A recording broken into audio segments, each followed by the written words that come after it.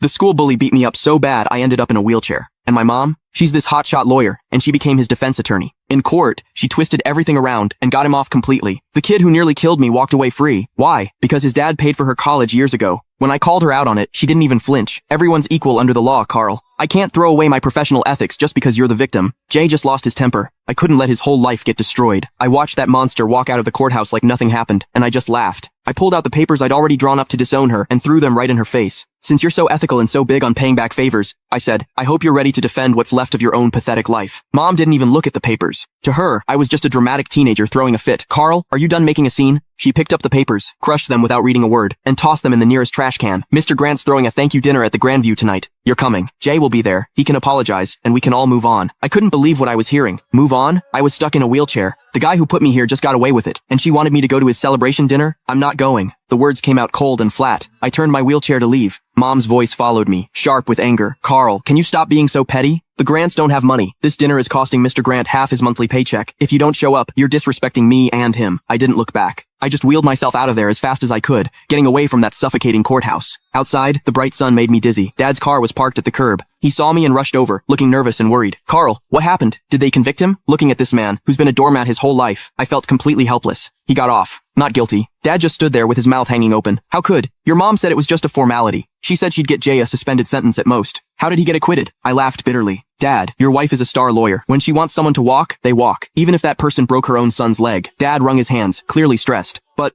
she must have her reasons. That Mr. Grant guy really did help her. Stop. I cut him off. Take me to the hospital. I'm not going home. Dad hesitated, glancing back at the courthouse. Well, your mom just texted. She says we need to go straight to the Grandview. She said if we don't show, she'll cancel my credit card. I looked at him, 50 years old, and he lives like a dog. Mom controls every penny. He doesn't even dare talk back to her. Then you go. I pulled out my phone and called a wheelchair-accessible Uber. I'll get there myself. Carl, don't do this. Dad reached for me, but I pushed his hand away. Dad, if you still think of me as your son, don't go to that dinner. If you go, don't bother visiting me again. The car showed up. The driver helped me in. Through the window, I saw Dad standing on the sidewalk, torn. Finally, he sighed, turned around, and got in his car. He drove toward the Grandview. I closed my eyes, and the tears finally came. This was my family. A mom with some twisted hero complex, and a weak, spineless dad. And me, I was the throwaway kid. At the hospital, as soon as I got settled, my phone started blowing up. Jay had posted a bunch of photos on social media. In the pictures, he's holding champagne, looking smug as hell. My mom sat at the head of the table, smiling like everything was perfect. The caption, thanks, Aunt Susan. Justice might be slow, but it always wins. Cheers. Justice. Screw his justice. I opened the comments, full of ass-kissing from Jay's buddies. Jay's the man. Susan's a legal genius. Where's the cripple? Didn't he show up to toast you?